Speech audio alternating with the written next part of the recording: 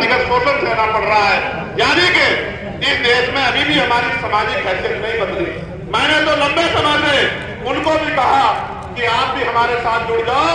जब आप हमारे साथ जुड़ जाओगे तो कोई भी अधिकारी कर्मचारी आपका शोषण नहीं कर पाएगा। आज फिर मैं कह रहा हूं SC ST OBC के कर्मचारियों से कि वो जल्दी से हमारे सामाजिक आंदोलन का हिस्सा बन जाए। आपकी तरफ भी हम किसी को आंख उठाने नहीं देंगे, आपके हितों की रक्षा करेंगे। आप ये जानते हैं मैंने हमेशा लड़ाई लड़ी। 16 महीने जेल काटने के बाद जब दिल्ली में गुरु का ढहा गया तो हमने 66 दिन जेल काटी। फिर जब NRC का आंदोलन हुआ, NRC में सरकार द्वारा जो जुल्म किया जा सकता था उन्होंने किया। फिर हमने जेल काटी और पूरे देश में घूम घूम के साइन बाग बना के लोगों को लड़ने के लिए तैयार किया।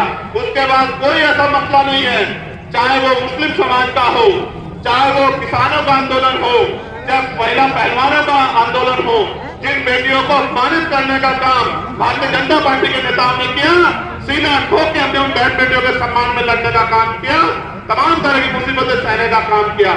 आज भी देश में छुआछूत गैर बराबरी है। आप महसूस करो, मटकी छूने पर हत्या, मूछे रखने पर हत्या। अभी आगरा में घोड़ी में बैठने के आगरा राजधानी है हमारे प्रदेश के अध्यक्ष वहीं से आते हैं।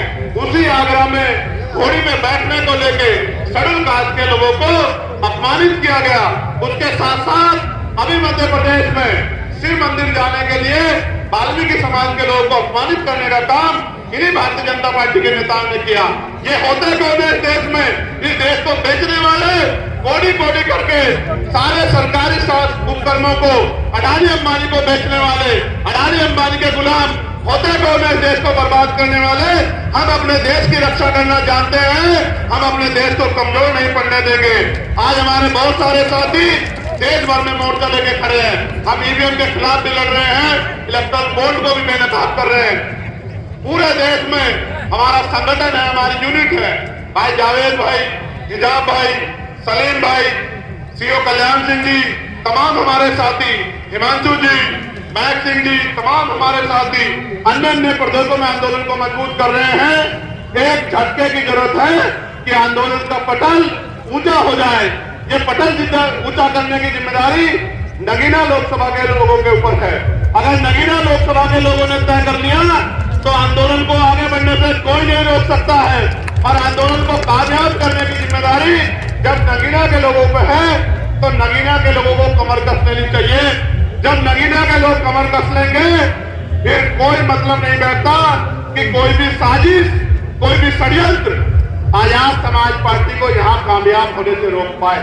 मैं आपको विश्वास लगा के कहता हूँ कि जिस तरह का बल मैंने दलित समाज के लोगों में देखा, जिस तरह का बल और प्यार मैंने पिछड़े वर्ग के लोगों में देखा इस लोकसभा में, जिस तरह का बल और प्यार मैंने मुस्लिम समाज के लोगों में देखा, जिस तरह का बल और प्यार मैंने किसान समाज के लोगों में देखा, आप विश्वास करो, चाहे मीडिया कुछ भी दिखा दे, हर कोई जानता है कि बिना किसी मदद के चंद्रशेखर आजाद समाज पार्टी नगीना लोकसभा को 1 लाख वोटों से भी ज्यादा वोटों से जीत रही है।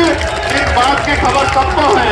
यहाँ की इंटेलिजेंस की रिपोर्ट देखो, यहाँ की दूसरी पार्टी की रिपोर्ट देखो, सबकी रिपोर्ट ये कह रही है कि चंद्रशेखर आजाद अकेला नहीं लड़ रहा है, उसका पूरा दलित, पिछड़ा, मुसलमान, किसान समाज, उसकी बहनें माए, उसके नौजवान भाई, उसके बुजुर्ग पगड़ी की बात समझ के इस चुनाव को लड़ रहे हैं। उनको कोई भी षड्यंत्र नहीं रोक पाएगा। लेकिन जैसा मैं जानता हूं कि लंबे समय तक इन्होंने षड्यंत्र के दम पे हमारे ऊपर राज किया है। हो सकता है कि ये कोई जातिगत झगड़ा करा दे, हो सकता है ये भाइयों में फूट पैदा करके राजकाज में आने की कोशिश करें, हो सकता है ये पैसे के आधार पे, क्यों जब इतना मोटा चंदा कंपनियों से लेके ये सत्ता